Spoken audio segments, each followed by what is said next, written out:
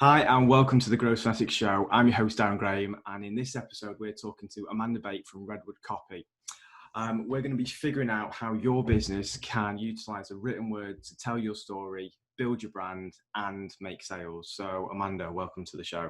Thank you. Nice to be talking to you this morning, Darren. Yeah, it's good. So we had a little catch up beforehand, and you said you kind of survived lockdown so far.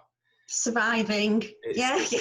Taking each day as it comes. Yeah, I think everyone had a bit of a stumble, quite a huge stumble right at the beginning, but it's what it is, I guess. But I do feel like there's a bit of a corner that a lot of people are taking. Some things are picking up. Sure, just got to adapt now. Yeah, I think that's what a lot of people are doing. It's learning to adapt more than anything. But I mean, if you can, for people that don't know you, if you can tell them a bit about yourself, your company, and what you do, that'd be great. Yeah, sure. So I'm Amanda from Redwood Copy. My background is very corporate. I worked for a large global, you can't get bigger than that really, financial services company for 18 years. I was in their marketing department and I just worked my way up. So when I left, my role was to manage all the operational communications. It was a great job. But there was something bubbling in me, this sort of wanting to unleash this creativity in my writing. So I started to blog. Now, the only real subject I know about is what it's like to live with Crohn's and what it's like to live with Crohn's in a corporate world and being a mum. There's quite a lot of content I could put out there. It was very cathartic as well. So I still started to write blogs. And then they got noticed by a foundation over in America, and they asked me to blog for them. And it was a bit of a spark, it was a real trigger, because my words suddenly became this thing that was building communities. Communities were coming together and people were really appreciative of the information I put out there. It was really informative, it resonated. And that was a real trigger for me. So with this sort of passion, if you like, for just getting the written word out there in a less regulated way. I studied with the College of Media and Publishing. So I did a diploma in copywriting first, and then I did a diploma in social media marketing. Cool. Once I'd got my distinctions in them, that was a real turning point. I just thought, yeah, this is it. This is where I'm meant to be. So I launched Redwood Copy 4.5 years ago now. Cool. And the reason why I picked Redwood, nothing to do with my name or anything, it's just because there's growth and strength, and there's loads of sort of things you can talk about with a redwood, but the more that they grow together, the stronger they are. So, and that was kind of what the concept of Redwood Copy really was, to help others grow. And last month, I graduated again, and I'm now a certified proofreader and editor. Okay. So I can really offer the whole range of copy services to my clients. So again, that was, I could only really finish that so quickly because of the lockdown as well, because I did go quite quiet with my business. So put my head down and got studying. So yeah, brilliant. I've got another branch of Redwood Copy out there. I see what you did there, branch. This is why I'm doing my business after a tree. I'm sorted, but it's really good. So you offer copy in terms of for businesses, in terms of like their website, blogs, yes, social media now, and the whole proofreading side of things. Yeah, everything. So from a business point of view, what do you think the main misconceptions are for businesses and copy? Yeah, I think one of the biggest ones is a lot of business owners think they can do it themselves, and there are a lot that can. I'm not putting a blanket over everyone at all, but from experience, there are some business owners who are so close to what they do that they have an idea of what they want to tell their customers. Yeah. It's not necessarily the bits that anyone cares about, sadly. It's getting into, you have to tell the customer what the customer wants to hear. Yeah. And they can be two very, very different things. And quite a lot of times business owner can't distinguish that. Yeah. And again, with everything else that a business owner has to do, sometimes when they do their own copy, it can seem a bit like an afterthought, whereas a skilled copywriter can make it really well crafted, flows well, really engaging, and encourages the reader to keep reading. So there's that. And also, I think there's another misconception that you can just call a copywriter and say, can you write me a brochure?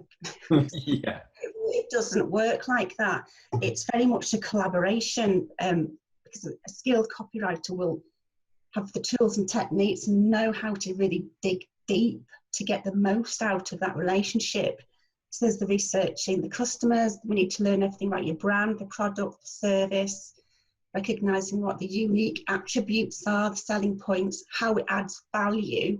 Yeah. And identify the benefits. So there's a lot of finding out about the customer's pain points or problems, recognizing, well, what is it that you've got that is solving that, because they are your key messages. Yeah.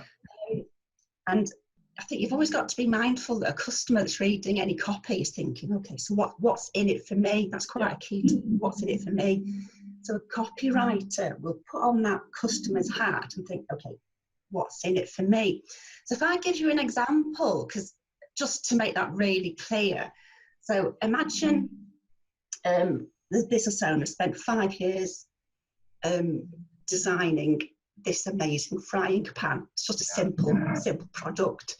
So they spent ages working up about the composition, the materials that go into it, the way they struck the handle to the pan.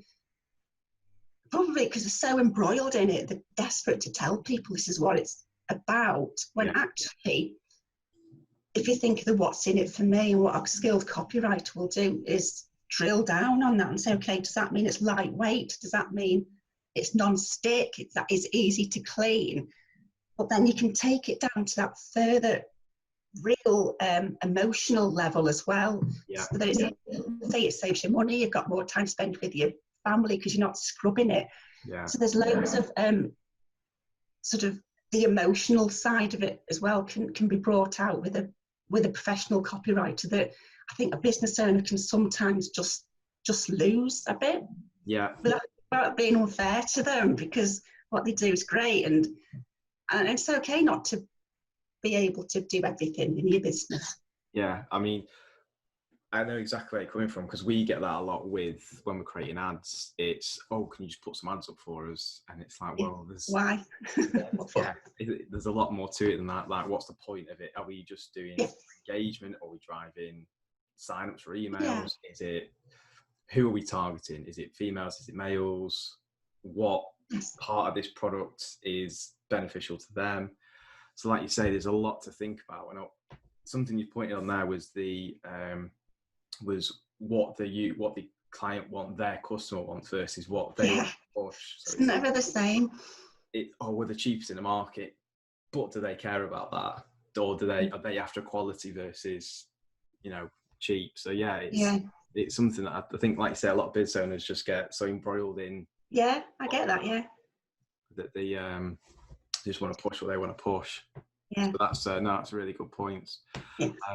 So do you have to? Is that one of the things you'll start with when you're working with someone? It's a case of, right, who are we speaking to versus what? Yeah, there's a lot of fact. Yeah, we dig deep. Yeah, you have to really know the purpose of why am I doing this? Why have you asked me to do this? And if a client says, well, because everyone else is doing it, it's really not a good enough answer, and you should really reconsider your strategy, your content strategy. And that's another thing that a copywriter can help with. But it's just having an extra marketing asset, really really valuable. Yeah. And that sort of moves me on to the next question really well. From a business point of view, how can copy sort of move the needle in terms of the bottom line? Yeah. Leads, more sales? How can copy help? Yeah.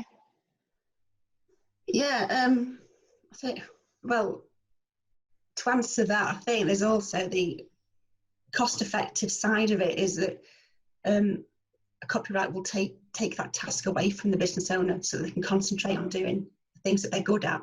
Yeah. I think, use your time wisely. I think there's a lot of, it's not a tangible cost, but that's quite a big one. We'll take that off you. But what a skilled copywriter does do is we write persuasive messaging that influences an action. You can either start or stop doing something. It seeks a response from the customers, and it can often change the way that a customer will think about a product or a service. So tell you this example. I was sat on a train, and those thin banners that you see that face you when you sat on a train. Yeah. This one, it just had 8 words on it. That's all it had. It said, to learn more about lung cancer, keep smoking. Wow. I don't even smoke, but I was like, oh my God, if I did, I'd be crumpling up the packets. It's just those 8 words. I just thought, whoever wrote that is a genius. It's just brilliant. So that's a great example of persuasive copy. Yeah, it's amazing. I'm even thinking about that for headlines now for stuff. Yeah. Oh, and actually, I'm going off at a bit of a tangent here. Apologise. But another really useful tip is if you are going to write something, they're called listicles. That's the technical term when you say 5 things to start doing to do this. If you write in the negative and say 5 things to stop doing, and that gets more engagement. And I think it's because we're a bit of a lazy race. I think if you can stop doing something to gain, more likely to click on it. Anyway, that's a little tip. You can have that. Yeah. But I tend to confuse matters. Even though I'm a qualified copywriter, I refer to myself as a content writer. Okay. Because copywriting is very much an example that I just gave about the to learn more about that. That's your real key messaging, short, snappy pieces. But I prefer, although I can do that, I do prefer the content writing, which was the more long form. So that's more your blogs and the ebooks, the brochures, the press releases, magazine articles, that side of it, because that's what brings the human element to a brand as well. That makes the true connections, and it builds trust, showcase knowledge, strengthens the credibility, and it turns the customers into loyal customers. I think just talking about the current pandemic that we've got, a lot of brands have absolutely nailed the way that they've communicated and kept in touch with their customers, and some haven't. And I definitely look at brands now and think, well, the way you treated customers was great, or actually not so great. So what you don't want is your customers to shift to the next brand, because they will if you don't keep on top of it and give them what they need. And also having a content writer stops the content from going stale. You can inject creativity, keep thinking of new things to come up with, and that again engages the customers and gives them something that they want. And also quite key is Google.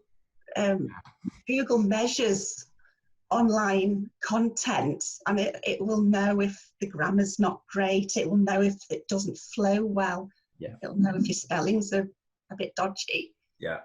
And you just won't rank as highly as your competitors who have got that professional copywriter in, who will make sure it's really, really well crafted and error-free. And that's quite significant, and I don't think a lot of people realise that. Well, no, and I think a lot of people don't realise that with ads as well. So with Google and with Facebook and Instagram, if you've got bad grammar or bad text, it's not you'll get penalised.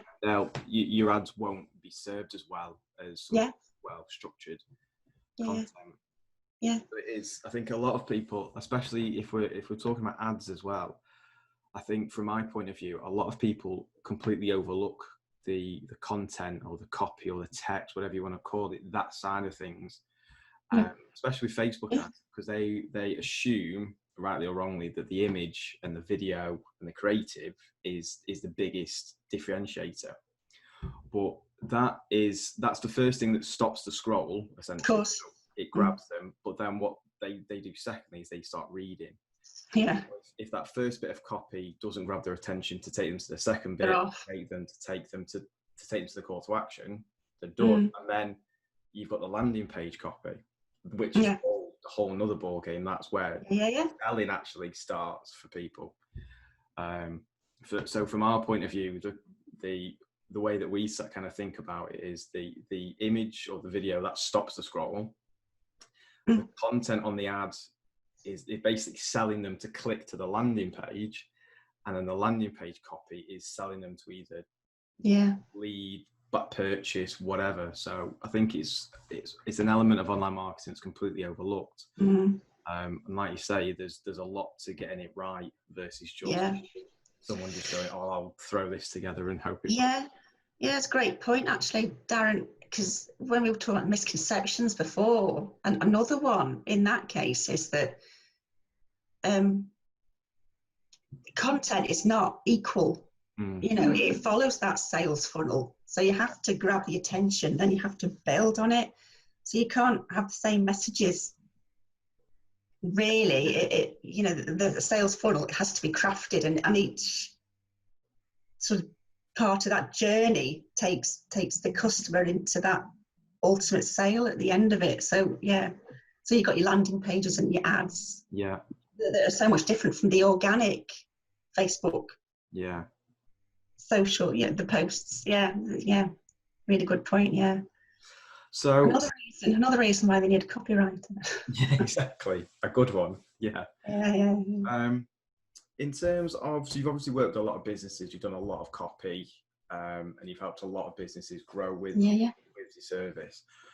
If a business came to you and you could only offer them 3 pieces of advice, what would they be? Okay.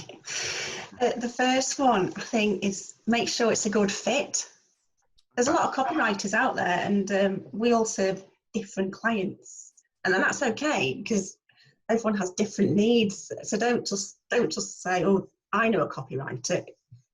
I don't think it works that way. You've got to be, because you've got to work in collaboration with each other. You've got to work well, share the same sense of humour. You are going to be effectively a team. So get one that's a good fit. And also there's technical copywriters, there's medical copywriters. I worked for 2 years with a skincare company, and that was such a learning curve for me because of all the legalities of what you can and can't say about claims for skincare.